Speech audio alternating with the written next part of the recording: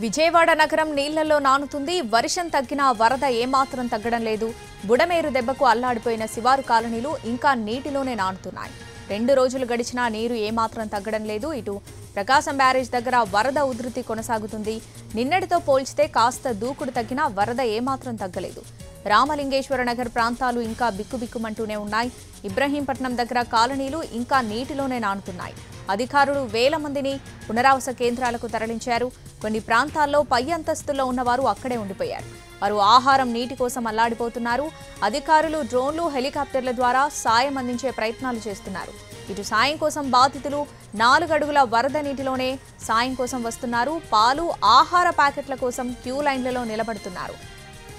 అంతమంది ఒకేసారి సాయం కోసం వస్తూ ఉండటంతో పంపిణీ కేంద్రాల వద్ద కాస్త ఉద్రిక్తత నెలకొంది.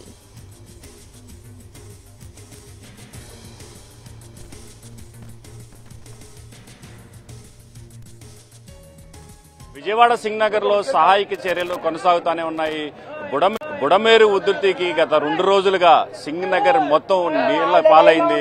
పూర్తిగా ఇళ్లు మొత్తం జలమైపోయిన నేపథ్యంలో స్థానికులు ఇళ్ల నుంచి బయటికి రాలేని పరిస్థితులు ఏర్పడ్డాయి. దీంతో నిన్నటి నుంచి సహాయక కార్యక్రమాలను అధికారులు చేపడుతున్నారు. అటు సహాయక బృందాలు స్థానికులకు అటు మంచినీళ్లతో పాటు నిత్యావసర సరుకులు పంపిణీ చేస్తున్నారు. ప్రస్తుతం మనం ఏదైతే పాల ప్యాకెట్లను టెట్రా రూపంలో పాల ప్యాకెట్లను పంపిణీ చేస్తున్నారు, అక్కడ ఉన్న ఈ విజువల్లో చూడొచ్చు మనం స్పష్టంగా.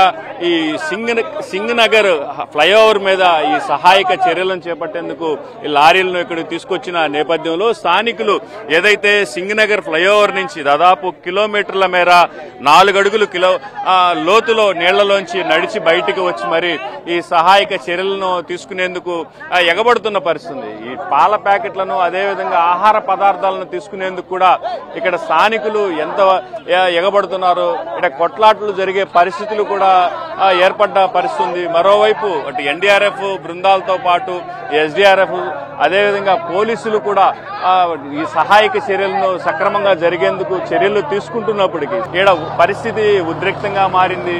ఒక్కసారిగా